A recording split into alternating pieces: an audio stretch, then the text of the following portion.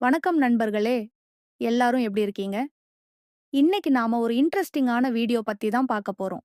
இது சன் டிவியோட ஆனந்தராகம் சீரியல் இருந்து எடுக்கப்பட்ட ஒரு சின்ன கிளிப். இந்த வீடியோவ நான் பார்த்தப்ப எனக்கு சில விஷயங்கள் ரொம்பவே புடிச்சது. அத உங்ககிட்டயும் ஷேர் பண்ணிக்கலாம்னு வந்திருக்கேன். இந்த வீடியோவுல ரவிங்கிற ஒரு பொண்ணு அவளோட புருஷன் காணாம போனதால ரொம்ப சோகமா இருக்கா. அவளோட கணவர் மறுபடியும் வர்ஷாவ பார்க்க பெங்களூருக்கு போயிருப்பாருன்னு அவ சந்தேகப்படுறா. இத அவளோட மாமனார் சக்தி சார் மற்றும் துர்கா அத்தை கிட்ட விசாரிச்சு தெரிஞ்சுக்க சொல்லி அவளோட ஃப்ரெண்டு கிட்ட கேக்குறா.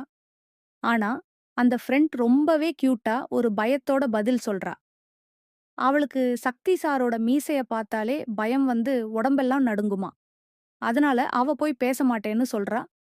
இதுக்கு ஈஸ்வரி அக்கா தான் கரெக்ட்டா இருப்பாங்கன்னு சொல்றது காமெடியா இருக்கு. எனக்கு பிடித்தவ இந்த சீரியல் கிளிப்ல எனக்கு ரொம்ப பிடிச்ச விஷயங்கள் 3.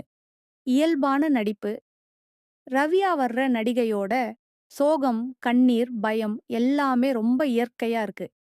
நாம ஒரு நெஜமான கவலையில இருக்கிற ஒருத்தர பாக்குற மாதிரியே இருக்கு. அவங்களோட நடிப்பு ரொம்பவே பாராட்டுக்குரியது. காமெடி கலந்த உணர்வுகள்.